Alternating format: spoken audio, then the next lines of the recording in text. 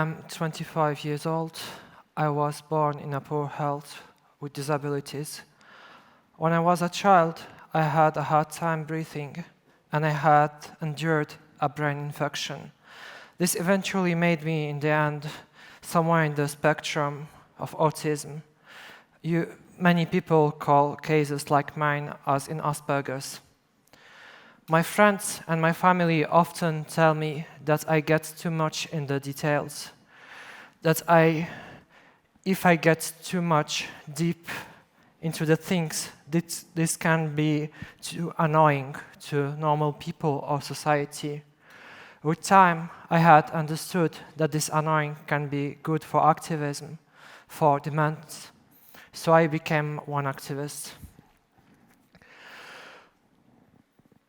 I am standing here in front of you as a person who has fled the war from Ukraine, but also as a climate activist, and as a person, as many of you here present, I wish peace, justice, but of course climate action, and I am here to tell you why peace and justice are not doable without climate action.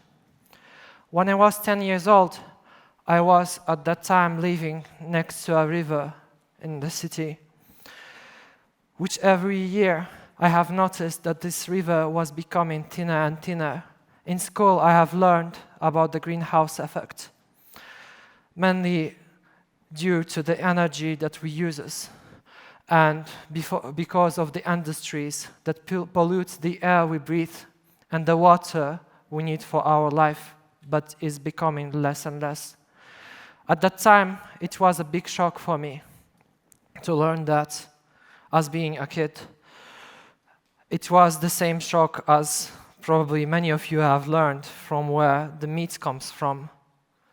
At that time, my parents were often playing with me mind games. They were telling me some lies and excuses to make me eat meat because they were considering eating meat as healthy and needed for me.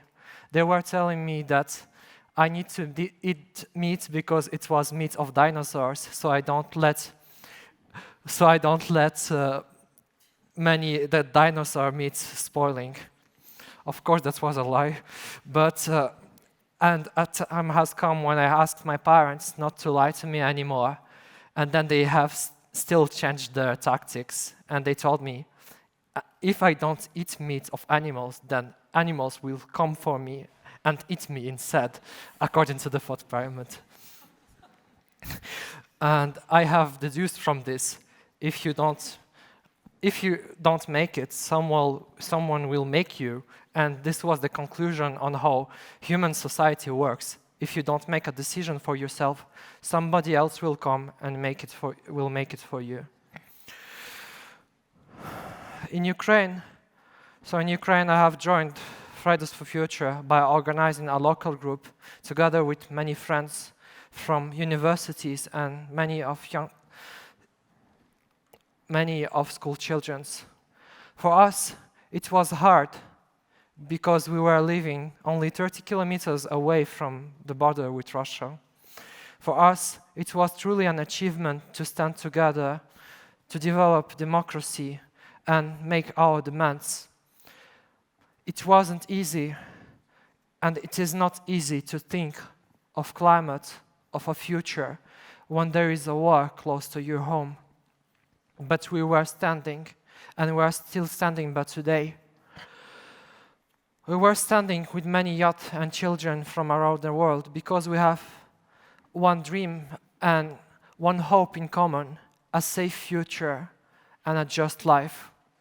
But then the war has come to my home country, to my city, and made me flee to more safer places. I had to flee the war in the seek of a safe place, which are becoming less and less from day to day.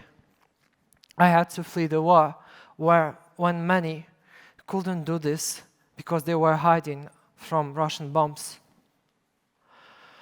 You know, I am standing here in front of you, and there is I just want to share with you that there is no worse pain than pain from feeling helpless. From night to night, I have dreams in which I see my previous life. From night to night, I see my hometown, Kharkiv, how it could have been if war wouldn't be here. I am speaking to friends with whom I was striking for a future. Those friends, certain of them no longer having this future, just as they no longer having this life.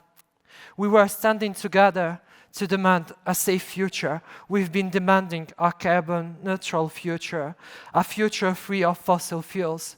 But we ended up in a war which is full of these fossils, that Europe still continues to buy from autocrats. And when I have arrived to Berlin, people started to asking me questions. Why do I still continue to strike for a future, for climate? But the answer is clear. War shouldn't happen if we wouldn't use fossil fuels, just as climate crisis wouldn't happen if we wouldn't use fossil fuels. People and industries' dependency on fossils is one of the main reasons of the war in Ukraine, but not only the war in Ukraine. Most of the world's conflicts are initiated by autocrats, and for many of you here present, it's not a secret from where autocrats get their money. Because they sell fossil fuels, be it gas or oil, they are doing it. And even now, after 5 months of war in Ukraine, Europe is still continuing to pay up to 660 million euros every day to an autocrat for autocrat-owned gas, oil, and coal. And they are still continuing to doing it every day, while there are children, families, just normal people as you here listening to this speech, dying because of this.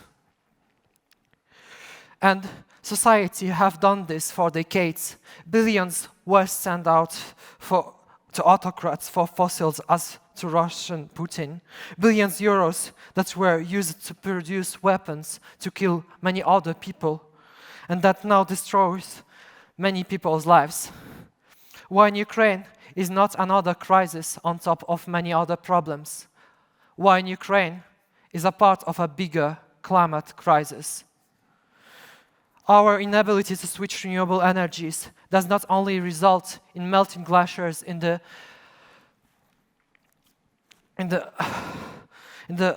Arctic, or drowning islands in Asia and Pacific, or making fires and heat waves happening everywhere, even here, close to your doors. It made a war happen even here, and it is now a war in Europe. And now it is, for me, just a question of time, whether it will stop or escalate. With every meal you cook here, with every dish you are having here with your families, with every trip you take for having a nice picnic close to the lakes, close to your beautiful cities, as in Munich, you finance a war criminal, someone who kills other children of other parents in another country, only 800 kilometers away from beautiful Munich. You finance a war criminal, and this can be sounding brutal. People tell me that I have a way of ruining their way they see their everyday life, or the picnics they held with the families. But it is the truth that we are living today. My Fridays for Future friend from St. Petersburg once told, "It is not Russian oil and gas flowing in the pipelines of your country and in your homes, but it is blood of people from Ukraine and many other countries. Fossil fuels are messing up the climate, and now they are provoking more wars. Fossil fuels can only fund more destruction." We need to talk about the costs of our hunger for luxury and for cheap energy, the real costs. And in Ukraine, we say that free cheese is only possible in a mousetrap. And we are stuck in a fossil fuel trap. And we need to get it out of it as soon as possible. And I hope you are not counting on me and all the activists, children and youth, to come down to your house basement and cut down for you the Russian gas from it. For decades, people and society have already a solution. And when I come fleeing the war from Ukraine, when I come to Berlin, I have heard that this country, Germany, had the possibility to switch from nuclear energy to renewable energy, and it had sufficient time for doing it. But leaders were telling that they just didn't like how wind turbines does look, and I hope they don't like how Russian tanks does look right now. When I escaped war, it sounds for me so cynic. I have lived everything which is about living a climate war. I had friends who are dead. I had to flee my house, and I had to wait at the border for nights and days, whether I can't leave the country or not. I had to leave my old life and abandon just everything behind because there is no normal to come back to. And millions share the same experience with me, and many more millions will follow when the crisis and hunger caused by this war and the fossil fuels will hit the poorest in the most affected people and areas. You here in Germany and in many countries who have the privilege to think of a future, you have still a choice to make. You have still a decision to take, but why aren't you taking it today? You have a last chance to finally take the climate crisis seriously, just as this war, here and now, and as it is, and act now, when we still have time. For you, for all of us, if you want to live. If we act for climate, we act for peace. Thank you.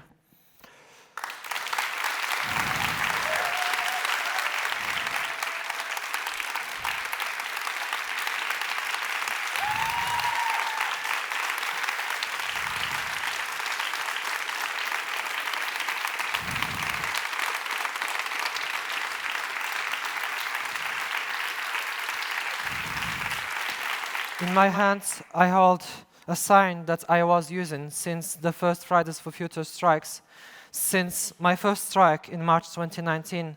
It says in Ukrainian, Youth for the Climate. We have joined many youth and children because we are united with one dream, and it is a safe future. But today, it is also about a secure today.